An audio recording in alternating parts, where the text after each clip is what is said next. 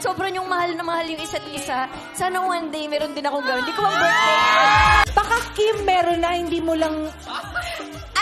hindi mo nakikita, ayaw mo lang tignan.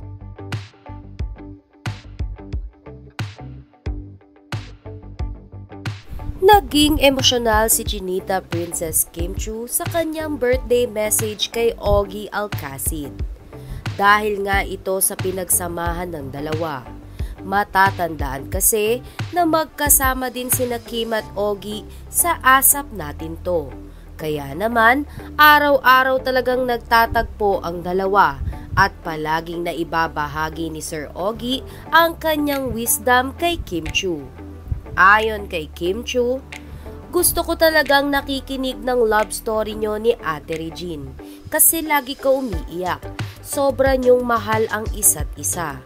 Sana one day meron din akong ganon. Agad naman na sumabat si Regine Velasquez pagkatapos itong sabihin ni Kim.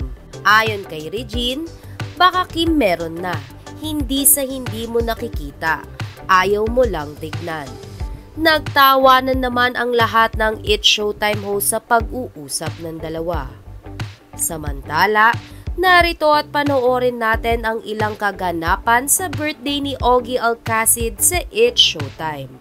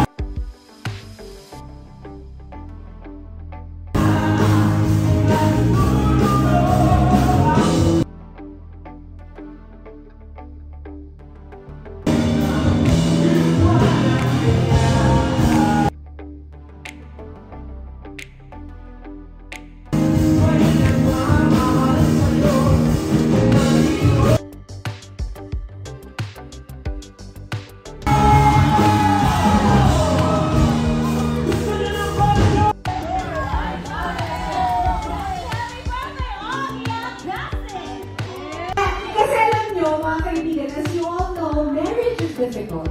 Marriage is very difficult the way it is. Pero yung may mga tao pa na who's trying to make it even more difficult for us, hindi po yun maganda. Parang ipinapanalangin nyo na magkahiwalay kami. Hindi po kami maghihiwalay ever because we love each other. It's not perfect. It's not what for me it is. It's not perfect. Just may mga issue. Ganun naman. May issue ka sa akin? Ganun. Wala akong issue. Pero gusto ko lang sabihin, napakabait po ng asawa ko. Alam mo kung paano ko alam, napakabait siya.